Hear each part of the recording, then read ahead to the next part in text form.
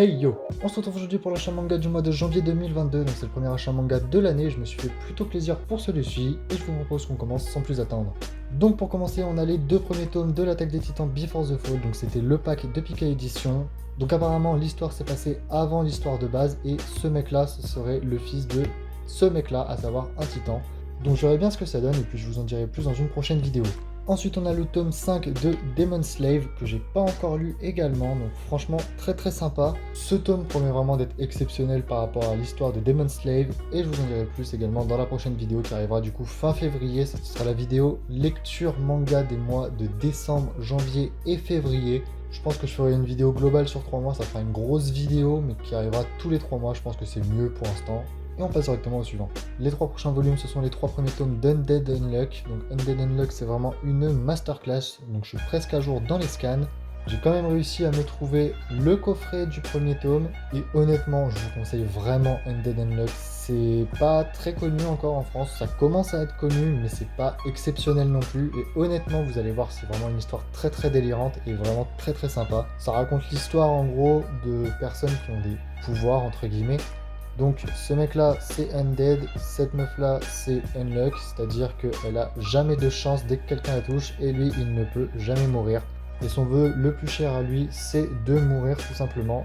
Et du coup elle va devoir l'aider à mourir en lui provoquant la plus grosse malchance qui ait existé.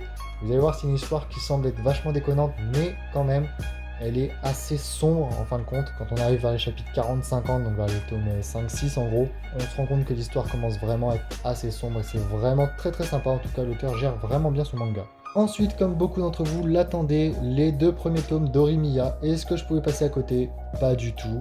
Donc j'ai bel et bien le stand acrylique qui va avec. Orimiya, c'est vraiment ultra bien. C'est en gros une histoire d'amour entre des lycéens, donc des lycéens qui paraissent totalement banals.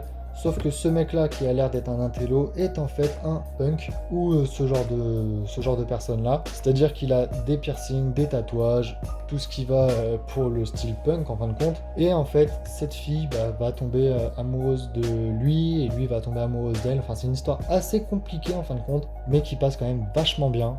Donc honnêtement, je vous conseille Orimiya, c'est fini en 16 volumes au Japon. Donc il y a les 2 premiers qui viennent de sortir en France, le tome 3 sort en mars et le tome 4 en mai. Donc la parution risque quand même d'être assez rapide. Et on passe directement au volume suivant. Les 2 volumes suivants, c'est tout simplement les volumes 5 et 6 de Moi quand je me réincarne en slime. Donc je les ai pas encore lus, j'ai vu la saison 1, donc là on est à peu près milieu de saison 1 si mes souvenirs sont bons. Donc si je les ai achetés, c'est pas parce que c'était pressé ou que je les voulais vraiment maintenant. C'est tout simplement pour l'offre Kurokawa, donc pour 2 tomes Kurokawa achetés, vous avez un paquet de cartes Moi quand je me réincarne en slime ou Vinland Saga offert. Donc honnêtement j'ai sauté sur l'occasion et en plus les cartes sont vraiment très belles. Donc j'ai que celui de Moi quand je me réincarne en slime. À mon avis pour l'achat manga du mois de février vous risquez de voir celui de Vinland Saga.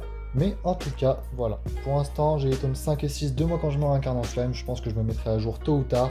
Et on passe directement au volume suivant. Le volume suivant, c'est le tome 12 de Jujutsu Kaisen, donc c'est le tome que j'ai pas encore lu.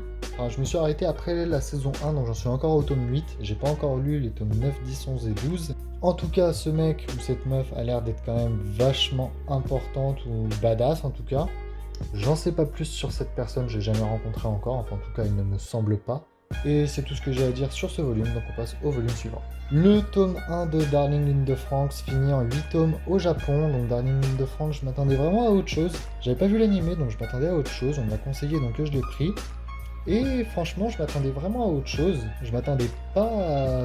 Enfin, moi, je m'attendais plutôt à une genre d'histoire d'amour, entre guillemets. Dès que j'ai ouvert le tome, là, je l'ouvrirai pas, hein, parce que, voilà, il y a des femmes plutôt dénudées, on va dire. Je m'attendais vraiment pas à ce que ce soit ecchi en fin de compte.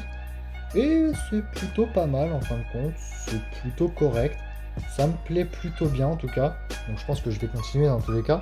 Et je vous conseille quand même de l'acheter si vous aimez quand même bien le ecchi. Après c'est quand même assez spécial, mais je pense que ça pourrait plaire à une grande partie d'entre vous.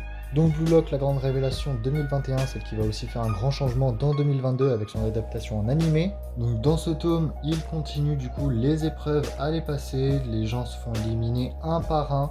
Mais honnêtement, Nagi, c'est une masterclass Nagi. Ce mec est beaucoup trop stylé et beaucoup trop puissant tout simplement au foot. C'est vraiment... il est incroyable, il est juste incroyable. Donc Blue Lock, si vous connaissez pas encore, C'est un manga de sport qui s'annonce être l'un des meilleurs mangas de sport en tout cas que je connaisse, avec Kuroko's Basket et IQ. Donc Blue Lock, honnêtement, je vous conseille, c'est le meilleur manga de foot actuellement d'après moi.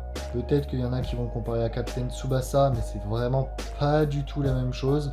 En tout cas, grosse révélation pour moi, Blue Lock, je vous le conseille. Donc le tome 16 avec donc le traître du Toman qui est enfin révélé et la bataille finale qui va commencer dans le prochain volume. Je pense que l'arc Tenjiku va se finir vers les tomes 18 à peu près. Cet arc est clairement une masterclass, donc honnêtement, je vous conseille vivement de rattraper Tokyo Revengers si c'est pas encore fait, parce que là, après le Tenjiku, c'est différent, mais ça reste toujours aussi bien, donc je vous conseille vraiment de vous dépêcher de rattraper les scans. Les tomes 4, 5 et 6 de JoJo's Bizarre Adventure Stone Ocean qui correspondent aux tomes 67, 68 et 69.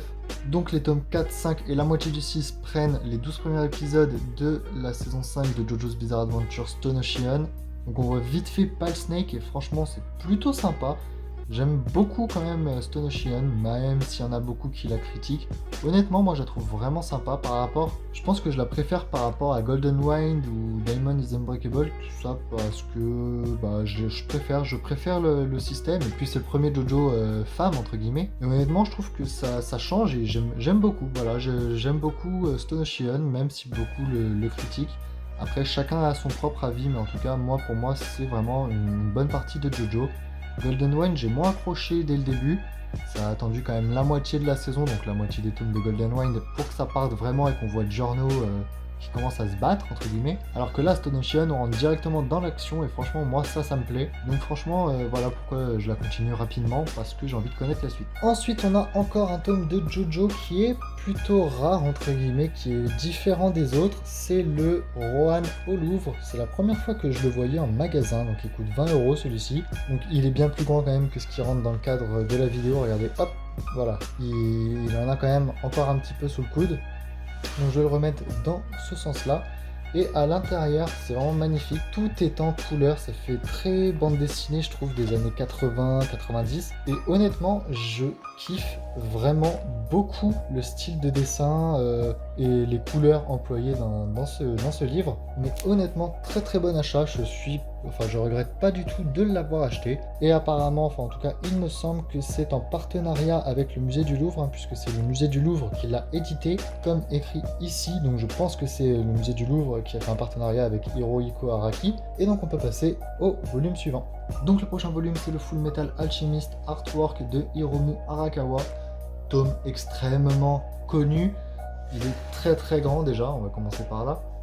Et à l'intérieur, on a toutes les illustrations qui sont quand même qui sont connues entre guillemets de Full Metal, à savoir des pages des covers de chapitres, des covers de manga, ou juste des covers pour des événements particuliers qui se sont passés au Japon. Et à la fin, on a une interview de Hiromu Arakawa, et en fait, tous ces dessins sont faits à la peinture à l'eau. Et la peinture à l'eau, c'est très difficile à manier, pour ceux qui ne le savent pas, parce que la peinture à l'eau, ça tâche, ça goutte, c'est difficile à manier pour faire quelque chose de propre. Et elle a quand même réussi à donner des beaux dégradés, des belles ombres sur ses dessins, donc franchement, elle gère extrêmement bien la peinture à l'eau.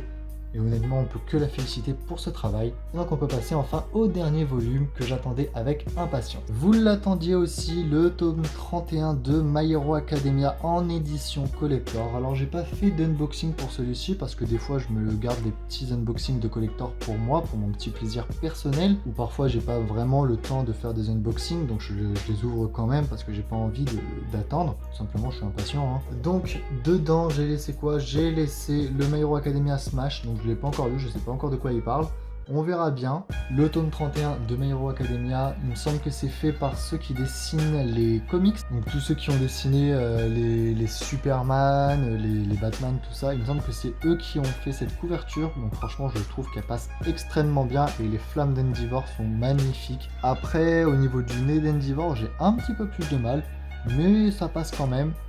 Par contre, Le Brainless est vraiment incroyable, je le trouve juste magnifique. Et bien évidemment, pour ceux qui ne l'auraient pas vu, le petit Ex Libris My Hero Academia que j'ai laissé dans le coffret. Je trouve magnifique également cet Ex Libris. Honnêtement, c'est probablement l'un des plus beaux que j'ai. Le découp est vraiment magnifique, il est vraiment super bien fait. Il y a un petit côté Iron Man, je trouve, au niveau des mains, mais bon, ça c'est que mon avis. Et on peut passer au coffret suivant. Donc c'est le dernier coffret, je me suis trompé, je pensais qu'il restait qu'un seul tome, mais en fin de compte il en reste 2.